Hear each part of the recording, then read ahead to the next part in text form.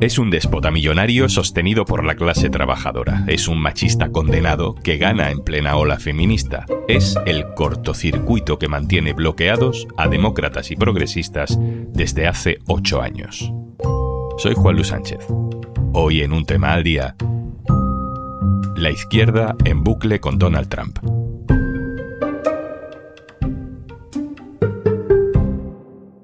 Una cosa nueva antes de empezar. ¿Sabías que en el mundo hay más de 120 millones de personas refugiadas y desplazadas a la fuerza? ACNUR les ofrece protección y asistencia humanitaria y apoya a Un Tema al Día para poder seguir dando voz a realidades que muchas veces no son visibles en los medios. En la jornada electoral de 2016 en Estados Unidos, yo estaba en Nueva York. No teníamos podcast entonces, pero me dedicaba a mandarle audios a los socios del diario.es desde Times Square. Hola, ¿qué tal? Buenas tardes. Aquí Juan Luis Sánchez. En realidad, buenos días desde aquí, desde Nueva York.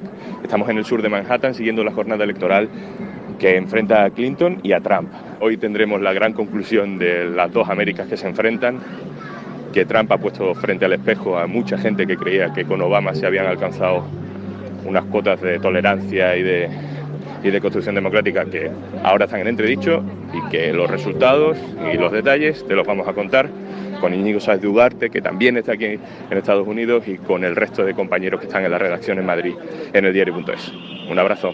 Se suponía que aquel día yo estaba en el epicentro de la fiesta demócrata ante la victoria que casi se daba por hecha de Hillary Clinton contra la primera versión de Donald Trump, un payaso de la tele, ese gran millonario y mal empresario, que además había quedado retratado como un machista asqueroso en aquella grabación en la que se le escuchaba decir que a las mujeres había que besarlas sin permiso, porque luego ya te dejan hasta agarrarlas del coño. Perdón, pero es lo que dijo.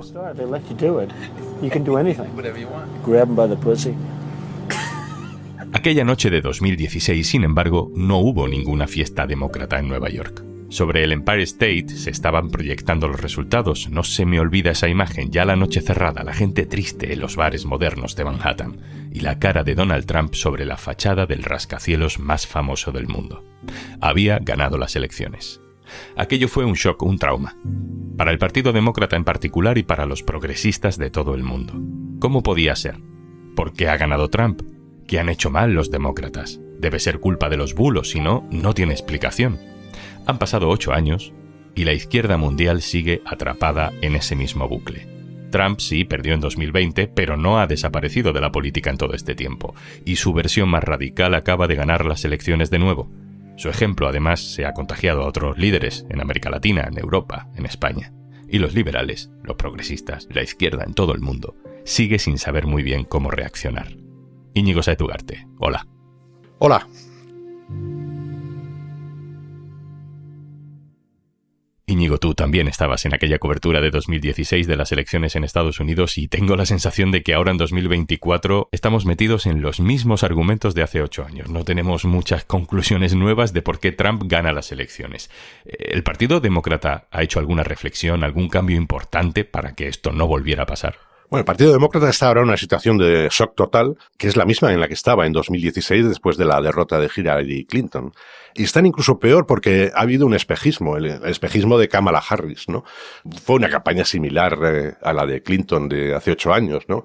Un ejemplo muy concreto. En algunos mítines Harris pedía que en una gran pantalla situada detrás emitieran vídeos con declaraciones de Donald Trump, ¿no?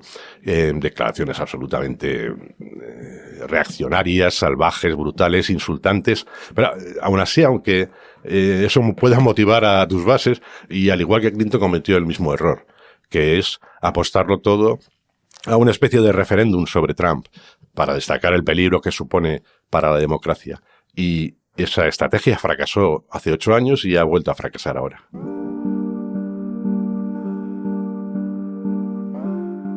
Ahora sigo contigo, Íñigo, pero quiero profundizar en eso que dices de que los liberales y progresistas en Estados Unidos han planteado esto como un referéndum sobre la democracia, porque esto ha sido también un plebiscito sobre el machismo. Ana Requena Aguilar, hola.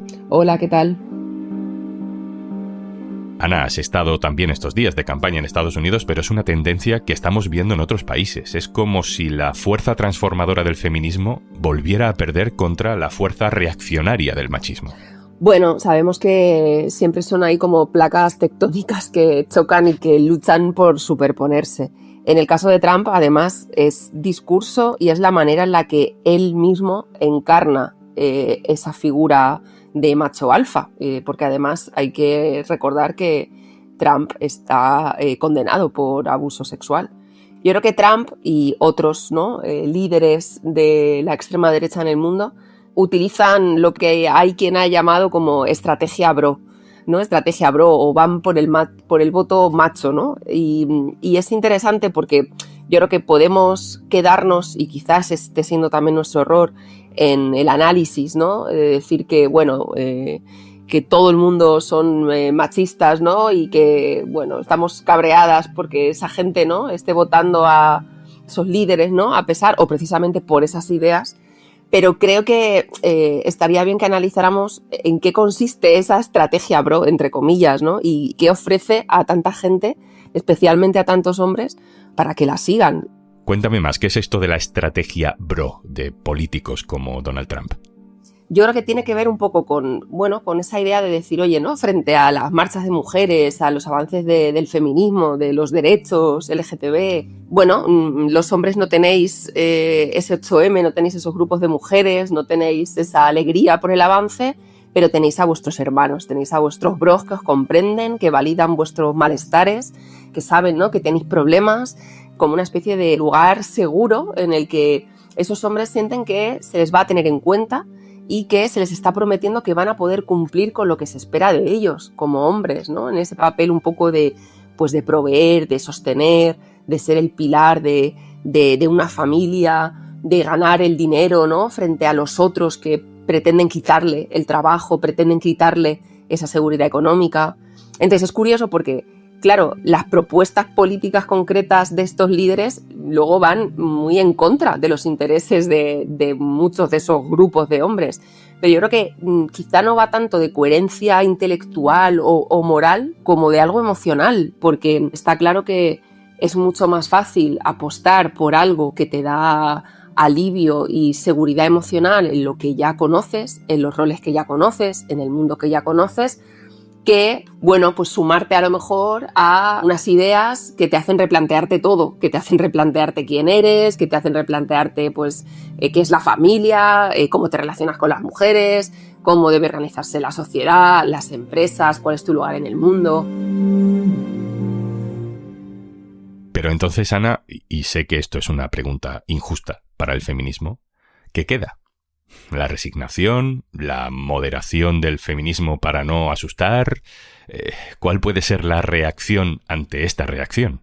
Bueno, está claro que si tuviéramos una respuesta clara, pues creo que ya la estaríamos aplicando con éxito. Y creo que obviamente hay desconcierto, hay dudas, hay cansancio. Lo que no puede ser, y lo que sí me parece un error, es caer en esto de echarle la culpa al feminismo y de decir, no, ves, el feminismo ha ido muy lejos y por eso estamos viviendo esto. Y eso es un discurso en el que también se cae muchas veces, ¿no?, desde lados progresistas y desde la izquierda. Y claro, es como decir, bueno, no sé, entonces, ¿qué hacemos? ¿Pedimos perdón por luchar por los derechos humanos, por querer ciudadanía plena para las mujeres, por querer una sociedad más justa? No puede ser, ¿no? Lo que sabemos históricamente es que eso siempre genera resistencia y genera pelea, una pelea muy fuerte, y eso es lo que estamos viviendo. Creo que tenemos que quizá bajarnos un poco del pedestal, ¿no?, de decir que, bueno, pues que toda esa gente son una panda, no sé, ¿no?, de cerebrados, por muchas ganas que tengamos, ¿no?, de decir y de algunas de esas cosas, y bueno, ver en ese confort que se les está ofreciendo, qué podemos ofrecer a cambio o cómo podemos llegar a esa gente a cambio. Creo que la estrategia no puede ser renunciar. La estrategia no puede ser decir, ay, ves, entonces bajemos el volumen del feminismo. No, pero bueno, pues quizá cómo acercarnos a esa gente, en qué hay que centrar el discurso, y ahí parece que está claro, ¿no?, que ir a las condiciones de vida, a lo material, es importante, ¿no?, asegurar que vamos a poder vivir mejor. Y bueno, pues eso también está relacionado con si eres hombre, mujer, con si eres latino, latina, negro, negra, con qué posición económica tenía tu familia, con si has tenido que emigrar o no, con si eres trans o con si eres gay. y pues eso no siempre es tan fácil, supongo, ¿no?, de combinar con ser permeable a otras ideas de cambio más disruptivas, quizá.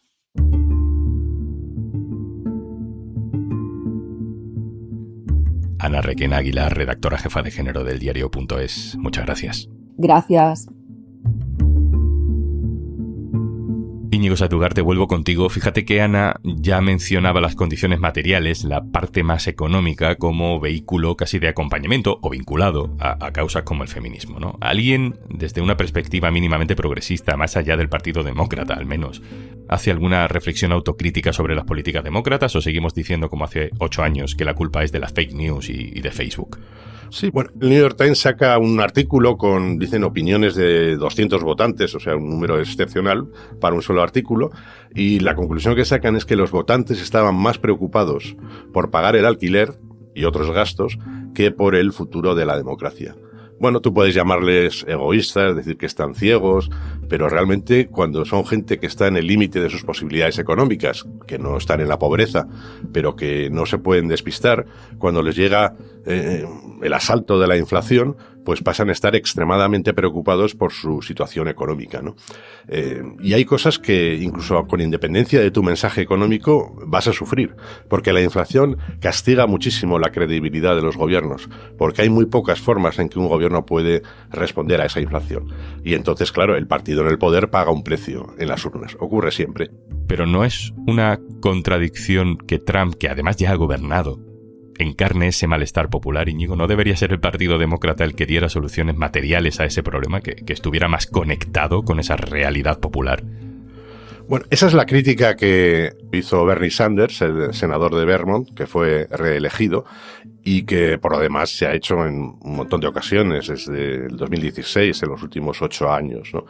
Y si tú no hablas, si no dedicas la mayor parte de tu mensaje a saber cómo vas a solucionar los problemas de vivienda, los bajos ingresos en algunos sectores del sector servicios de tu país, entonces esos votantes se sienten abandonados. Tú puedes acertar o fallar en las propuestas que envías a la opinión pública en la campaña, pero al menos tiene que notarse que te importan esas propuestas, que les dedicas la mayor parte del tiempo de tus mensajes, de las entrevistas, mítines, etcétera. Es que han seguido con la apuesta de 2016 de que la democracia está en peligro y los votantes, como entonces, les vuelven a decir que lo que está en peligro es mi economía familiar, porque los medicamentos son muy caros, porque no puedo pagar el alquiler, etcétera. Alguien podría pensar en que lo que ocurrió en 2016 no podía volver a ocurrir, pero lo que ha ocurrido es que se ha hecho más grave, porque una parte de la clase trabajadora latina han votado al Partido Republicano en estas elecciones, ¿no? Tanto en elecciones al Congreso como al propio Trump, ¿no? Trump no tenía que presentar ningún programa económico muy elaborado, porque nunca ha hecho eso, pero sí tenía que apostar por ese resentimiento que también le funcionó hace 8 años, que no le funcionó también hace 4 años, pero que ahora sí que le ha funcionado, ¿no? Pero claro, es que todo esto es una contradicción irresoluble, porque pedirle al Partido Demócrata que sea más de izquierda no suena muy bien desde Europa, pero lo cierto es que los candidatos más a la izquierda en las primarias demócratas, como Bernie Sanders, no son muy populares en el país. Supongo que en eso también los medios de comunicación hacen lo suyo, pero lo cierto es que la sociedad americana, Íñigo, es cada vez más de derechas. En líneas generales, la sociedad norteamericana es más conservadora que casi todas las sociedades de Europa occidental, ¿no? Los sectores más religiosos, los sectores evangélicos que tienen una gran influencia política en buena parte del país, bueno, no tienen esa influencia en Europa. Así que en ese sentido, aunque suene un poco a estereotipo, sí, se puede decir que Estados Unidos es más de derechas, o la mayor parte de Estados Unidos es más de derechas que Europa occidental, ¿no? Y realmente por eso el mensaje de ese resentimiento contra todas las reformas sociales que ha habido en las últimas 2 décadas en Estados Unidos, como en el resto del mundo occidental, pues echa raíces, porque esos votantes no están a favor de la idea de feminismo que ves en los medios de comunicación. No creen que deban nada a la población negra por el racismo del pasado y el racismo del presente, ¿no? A la hora de criticar a esa América o esos Estados Unidos, hay que primero, por parte de los políticos demócratas, tienen que afrontar la realidad, y eso es lo que ya se está apareciendo en algunos artículos, ¿no? Por ejemplo, habréis oído en ocasiones a Obama y a Michelle Obama y a Biden y en esta campaña a Harris decir que América no es como Donald Trump. Bueno, el fracaso de ese mensaje es total, porque es cierto que no todo Estados Unidos, que es un país gigantesco con grandes diferencias de todo tipo en su interior, la mayoría de Estados Unidos es como Trump. Y entonces, Íñigo, ¿con qué nos quedamos? Es decir, si no es cuestión de ideología, si no es suficiente ni siquiera con la bandera misma de la democracia, te hago la misma pregunta que Ana. ¿Y entonces qué? ¿Cuál es el antídoto para los Trump, para los Elon Musk, que es lo que me temo que viene después? En política electoral, a veces la elección mejor no es la del mensaje ideológico correcto, sino la del candidato correcto, ¿no? Por toda una serie de razones, Biden tuvo éxito en 2020, aunque es muy posible, esto es una opinión personal, es un poco especulativa, que sin la pandemia Donald Trump habría sido reelegido, porque sus votantes estaban en líneas generales satisfechos con la situación económica, que era buena. O sea, todo eso se vino abajo con la pandemia. Pero realmente, en cuanto a soluciones ideológicas, los demócratas lo tienen más difícil porque no pueden pasar a rechazar el feminismo en cualquier situación, ¿no? No pueden dejar de reconocer que el racismo siempre ha sido un problema en la sociedad norteamericana, ¿no? Entonces lo que ocurre es que quizás su opción no es un giro a la izquierda o a la derecha, sino que es encontrar políticos que sean creíbles a la hora de defender los derechos económicos de la clase media y también de la clase trabajadora. Lo primero que tendrían que hacer los demócratas es enviar a la sociedad propuestas concretas sobre problemas reales que no se solucionan con el crecimiento del PIB. La célebre pregunta o eslogan de ¿es la economía estúpido? Bueno, ahí hay que apuntar que, sobre todo a cuenta de lo que hemos visto en estas elecciones, la frase correcta en esta situación sería ¿es la economía familiar estúpido? No la macroeconomía. Íñigo Sáez Ugarte, compañero, muchas gracias. Gracias a ti.